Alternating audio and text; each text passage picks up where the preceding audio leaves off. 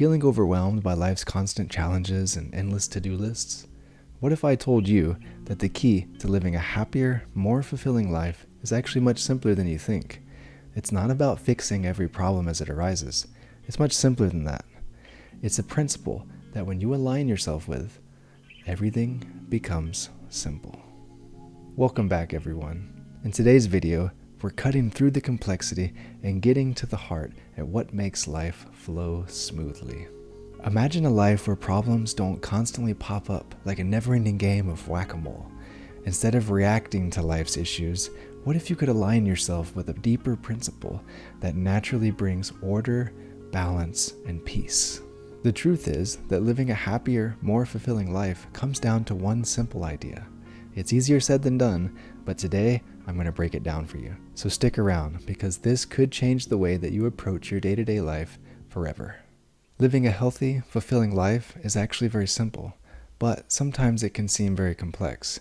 Stress, issues, relationship, children, work. It can seem like new issues spontaneously appear out of nowhere, like whack-a-mole, waiting to be dealt with by you. One by one, we go through everything, fixing each issue individually, forming a patchwork of life. Sure, it works, but how sustainable is this really? It relies entirely on our ability to monitor this patchwork, as well as any new issues as they constantly appear. But what if instead of endlessly reacting to life's challenges, we aligned ourselves with a deeper principle that naturally brings order and harmony? Rather than endlessly patching up problems, we can focus on the underlying rhythms that create balance and flow. When we shift our attention from focusing on surface level issues and instead begin to cultivate a strong foundation, life begins to flow effortlessly. The external noise quiets down, and we find ourselves less caught in a frantic cycle of fixing and more in a state of well-being and peace. What is this deeper principle? Here it is. Do all the things that you know you should, and don't do any of the things that you know you shouldn't be doing. If you follow this, everything becomes simpler. Problems stop constantly appearing in your life. Of course, we're never free of problems, but it's a pretty safe assumption that the vast majority of the problems in your life are the result of you doing things that you know you shouldn't do, or not doing things that you know you should do. I'll give you an example. I struggle with back pain. Well, kind of. If I do yoga every single day, then it's not so much of an issue. If I miss my practice though, it's a safe bet that the day will not be as good. It's one of those things that I know I should do, but I don't always. Another example. Sometimes I struggle to stay focused at work. It's not that I don't enjoy the work, it's just halfway through the day my back starts to hurt and... oh wait, see what I mean? Okay, for real this time, a different example. Sometimes my wife and I can get into an argument in the evening. It could be over nothing. We just had a lovely dinner with the kids, and then we get into an argument. She gets annoyed at me sometimes for wanting to sit down after dinner and relax, while there's children to be entertained and cleaning to be done. I hear her. It's just my back hurts. All right, I get it. I need to do the yoga. You see what I mean though? How many problems in my life are arising from this one thing that I know I should be doing, but I'm not? I'll tell you, it's a lot. That's why I summed it up earlier with, if I don't do my yoga, the day will not be as good. My back will hurt, which then dampens my focus at work and also affects my relationship with my wife and my children. This back pain will cause any moderately stressful situation to be perceived by me as significantly more stressful. What's more, it affects the quality of my sleep. And if I'm not sleeping as much, oh no. Take these examples and unfold them completely. In every direction. What are some things in your life that you know you should be doing, but you're not? Just limit yourself to the things that you're absolutely certain about. Getting enough sleep, spending time with your wife, with your children, exercising, eating well, whatever it is. Ask yourself, do you fully understand the ramifications of not doing those things? Is it possible that many, if not all of the problems in your life are arising from this? Now, let's look at the other side of the coin, the things that we know we shouldn't do, but we do anyway. Do we truly understand the extent to which this affects our lives? I enjoy smoking cannabis sometimes. Ever since college, it's been a dear friend of mine, truly a master teacher plant for me.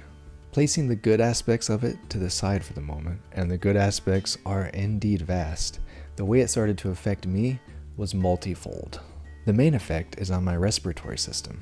It causes me congestion when smoked, which is my favorite way to use the plant, meaning I can't breathe as well and I sneeze more often.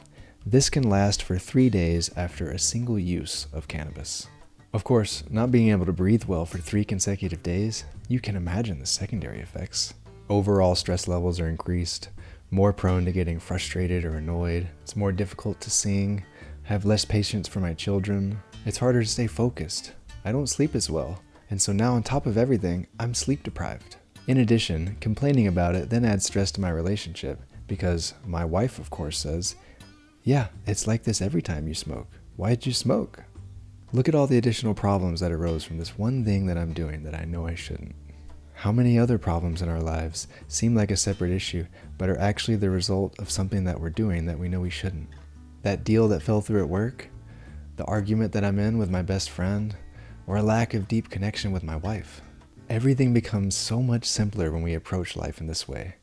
Do the things that we know we should, and don't do the things that we know we shouldn't. I recently gave up gluten completely.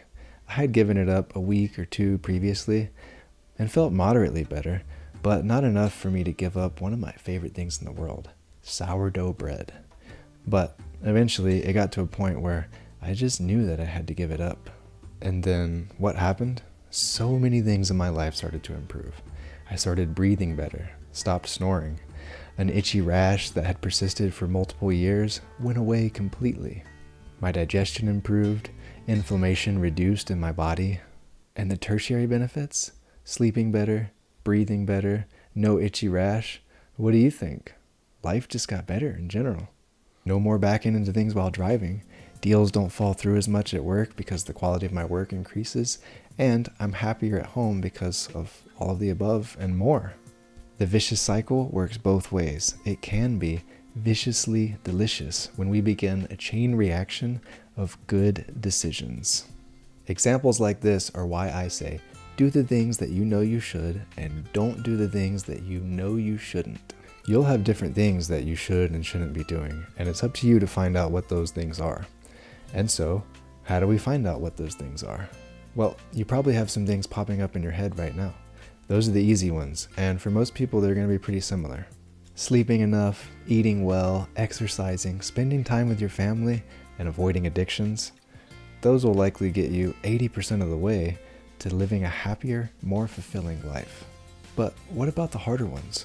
The ones we aren't sure about, or worse, the ones that we're deceiving ourselves about. The ones that we pretend aren't as big of a deal. Those ones can be tricky. For starters, we have to approach our lives like a scientist would. Observe, take notes, start to notice connections between things, and repeat. Over time, things will become more clear. I'll give you some examples from my own life. I broke 3 ribs in 2019, and for the following 2 years, I had intense pain whenever I took anything more than a very shallow breath. As well, I had to be very careful when working or moving to avoid certain positions and to avoid overexerting myself. Even after the bones were confirmed by MRI to have completely regenerated, the pain persisted. I tried a variety of healing modalities, anything I could find. Yoga, massage, acupuncture, physicians, stem cells. Nothing worked. I was lost. Nobody could help me. I couldn't help myself. I resigned myself to a life of pain. Until I gave up one of my addictions. Mambe, a medicine from the Amazon jungle. It's a powder made from the coca plant, a very sacred medicine for many tribes in the Amazon rainforest. However, all of its many benefits aside, it's very heating in the body, causing a lot of inflammation. Me, having an issue with my ribs, means I'm particularly sensitive to inflammation. About 2 months after giving it up completely, the pain in my ribs went away almost entirely. I still have occasional issues if I overexert myself or overextend significantly, but no major problems. What's particularly interesting about this for me is I didn't give up Mambe because I knew all this. It had nothing to do with my ribs.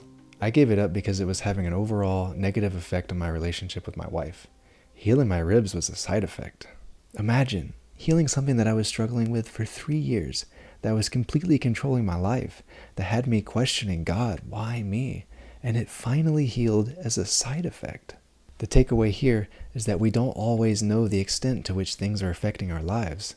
Sometimes we just know that we shouldn't be doing something. We don't know why, but it's a feeling we have inside.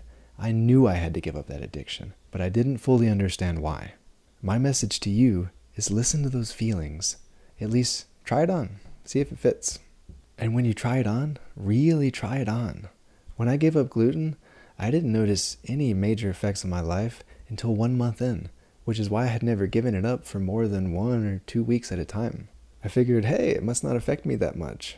The same thing happened with Mambe. I didn't notice any significant changes in my life until 2 months in. In fact, things got worse initially. The point is, we don't really know how far things reach through our lives. Let's look at relationships, for example. You want to improve your relationship, connect with your wife more, and on a deeper level, to become best friends again and increase intimacy and pleasure. Well, you can approach this in a couple different ways. First, directly with her. Sit with her and talk and discover each issue in the relationship. Figure out a solution together for how to get back on track. This will take an immense amount of work and dedication, but it is completely viable and advisable. Second way, indirectly. Start with yourself first. Look back through all the notes that you've been taking about your life. You have been taking notes about your life, right? Try to see where other things might be affecting your relationship. Are you getting enough sleep? If not, you'll be more prone to frustration and anger. Are you eating well? If not, your digestion will be poor and you'll have less energy and focus for your family. Are you exercising and stretching? If not, physical pain will follow and you'll be more prone to anxiety or anger. Also, if you aren't eating well or exercising, quality of sleep will suffer. You see, it's a vicious cycle. All of this is happening in the background, and you're left wondering why you can't connect deeply with your wife, or why you constantly keep getting in silly arguments with her. And the reality is so simple. Now, if you take the direct method without also taking the indirect method, you're hamstringing yourself from the beginning. You're building a life on a foundation of sand. You're sticking duct tape over the holes in a sinking ship. And then, when the relationship inevitably fails and you separate, you will take all of these same issues and problems into the very next relationship. Of course, better to take both approaches and start with yourself first. After all, it's all that we really have control over. Finding fulfillment and happiness is very simple. Do the things that you know you should, and don't do any of the things that you know you shouldn't. Period. That's it. Of course, there's a bit more to life. What if you don't know all the things that you should or shouldn't be doing? And if you think that you do know them all, guess what? You don't. Oftentimes, we either lack sufficient information or we become confused, which is why it's important to live your life like a scientist. Observe things in your life, take notes, make connections with other things. As well, surround yourself with the people that are living the kind of life that you want to live, and take notes. Do you want to start a happy little family? Then become friends with people that are happily married and have children. Do you want to get in shape? Then be friends with people that take excellent care of their bodies. Do you struggle with addiction?